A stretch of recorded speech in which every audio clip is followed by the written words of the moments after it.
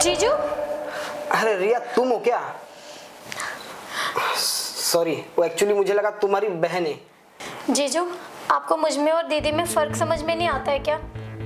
अरे फर्क कैसे समझ में आएगा? वो एक्चुअली तुमने दीदी की वो कपड़े पहने हैं ना, इसलिए मुझे पता नहीं चला। सॉरी।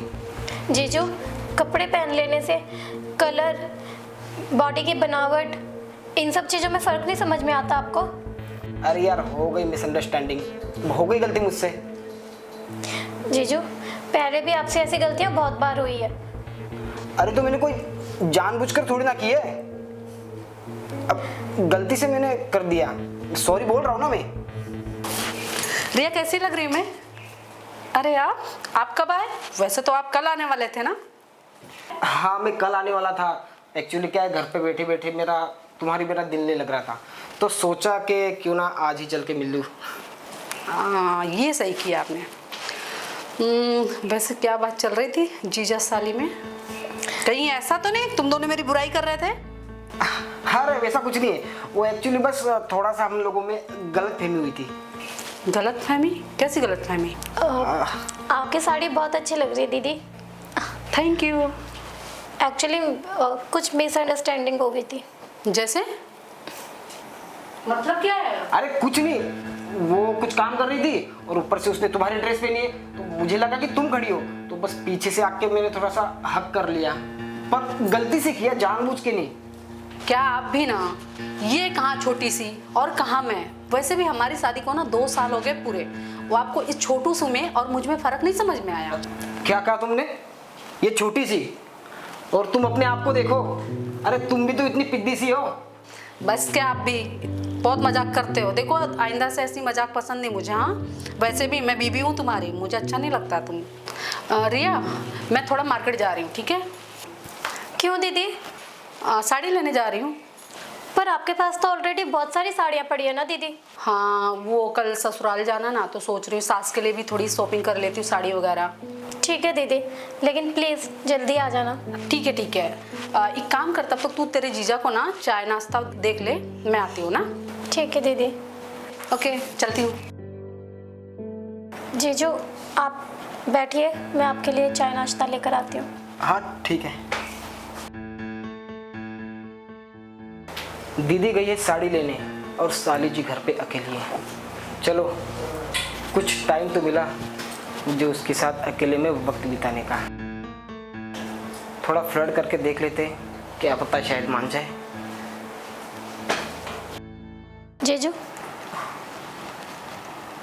अरे रिया कहाँ जा रही हो? कुछ नहीं, किचन में थोड़ा सा काम बाकी है, वो करने जा रही हूँ। अरे काम वाम तो होता रहेगा, तुम एक काम करो, इधर आओ बैठो। अच्छा रिया, तुम्हें तो पता है ना कि मैं यहाँ पे ज़्यादातर सिर्फ तुम्हारे लिए आता हूँ।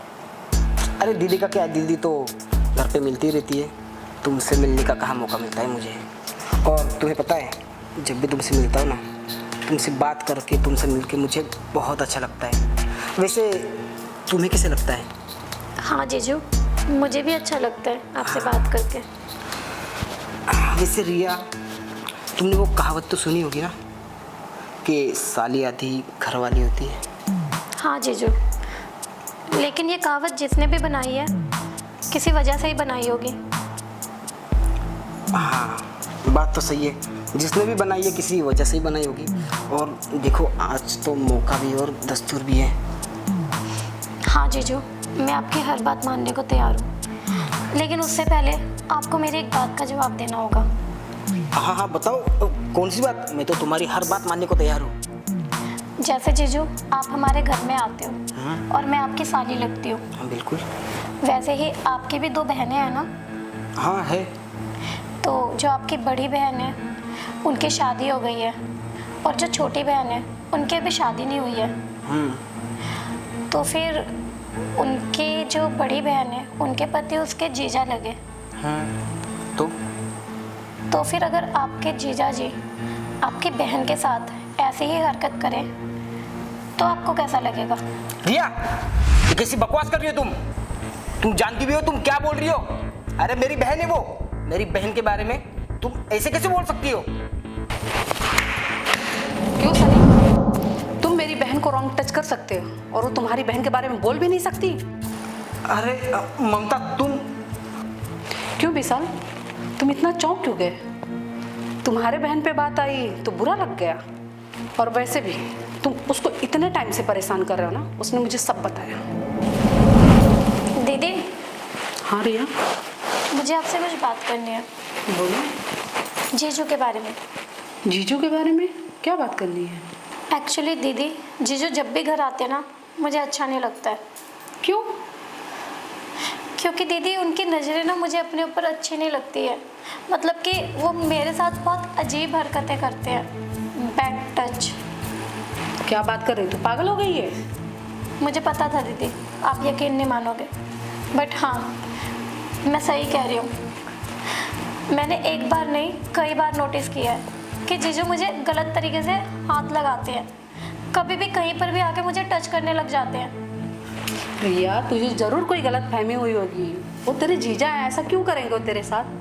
दीदी, गलत फहमी या गलती सिर्फ एक बार होती है, बार बार नहीं। और मैं एक लड़की हूँ, मुझे समझ में आता है कि कौन मुझे किस तरह से हाथ लगा रहा है, उसके मन में क्या चल रहा है।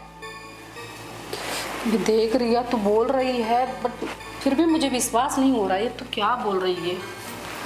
दीदी, अगर आपको विश्वास नहीं हो रहा है ना, तो अब जब भी जीजू आएंगे तो मैं आपको एक प्लान बताती हूँ।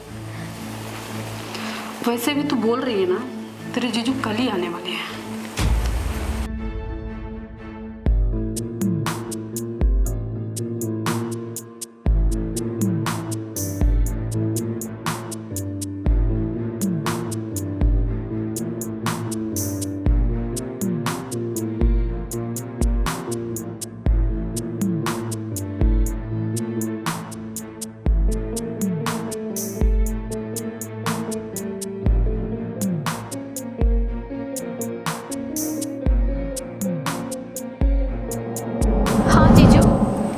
हमारे घर में बेधड़क आ जाते हैं, लेकिन कभी आपने मेरे बारे में सोचा है कि जब आप आते हैं तो मैं कितना डर जाती हूँ, सहम जाती हूँ, क्योंकि मुझे आपसे डर लगता है। मुझे लगता है कि पता नहीं कब कहाँ से आके आप मुझे गलत टच करो, कहीं से भी छू डालो।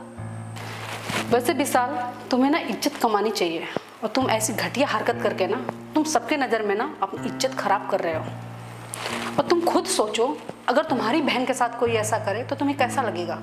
हाँ जीजू, कभी आपने ये सोचा है कि अगर यही चीज़ आपकी बहन के साथ होगी तो आपको कैसा लगेगा? आपकी बहन क्या फील करेगी? मैं कितना गंदा फील करती थी। पहले तो आप आते थे तो मैं बहुत खुश हो जाती थी, लेकिन जब से आपने मेरे साथ ये हरकतें शुरू की है, आपके आने से मुझे खुशी नहीं होती है, उल्टा मैं सहम जाती हूँ कि ये क्यों आए हैं। अब कहाँ से कैसे आकर मुझे किस तरह से टच करेंगे कुछ नहीं पता। मैं अपने ही घर में डर डर कर घूमती हूँ। विशाल, तुमको पता होना चाहिए, हमारे भारतीय संस्कृति में पति को पूजा जाता है, और तुमने ऐसी हरकत की है ना, मुझे तो शर्म आ रही है। देखो, पता नहीं मुझसे अनजाने में गलती कैसे हो गई, मुझे प्लीज़ माफ़ कर दो। मैं आइंदा कभी ऐसा नहीं करूँगा। मैं तो इसको छोटी बहन की तरह मानूंगा। प्लीज़ मुझे आखिरी बार माफ़ कर दो। वैसे भी विशाल, मेरे पास और कोई ऑप्शन नहीं है, क्योंकि हमारे संस्कृति में पति पूजा जाता है, पति परमेश्वर होता है, तो मेरे पास और कोई ऑप्शन नहीं है। मेरी मजबूरी है, मैं तुमको छोड़कर जा ही नहीं सकती। और वैसे भी तुमसे बस लास्ट बार बोलना चाहूँगी कि तुम दोबारा ऐसी गंदी हरकत मत करना। तुम्हें माफ़ करने से पहले ना मुझे रिया से पूछना पड़ेगा, शायद वो तुम्हें माफ़ कर दे तुम्हारी इस घटिया हरकत की वजह से। क्यों रिया, इन्हें माफ़ करना चाहिए या नहीं? दीदी, इनकी हरकतें माफ़ करने वाली तो नहीं है, लेकिन मैं ये चाहती थी कि इनका असली चेहरा आपके सामने आए। देने के लिए तो मैं इनको कब का जवाब दे सकती थी, लेकिन मुझे इनका असली चेहरा आपके सामने लाना था। इसलिए मैंने ये सब कुछ प्लान किया ताकि इनकी असलियत आपके सामने आए। रिया देखो, मुझे माफ़ कर दो, लेकिन हाँ, मैं वादा करता हूँ कि आज के बाद ऐसी गलती मुझसे कभी नहीं होगी। ठीक है, मेरे पास और कोई ऑप्शन तो है नहीं, इस बार मैं तुम्हें माफ़ करती हूँ। और हाँ, मेरे सामान मैंने पैक कर लिए हैं, मैं बाहर आपका इंतज़ार कर रहा हूँ, आ जाना।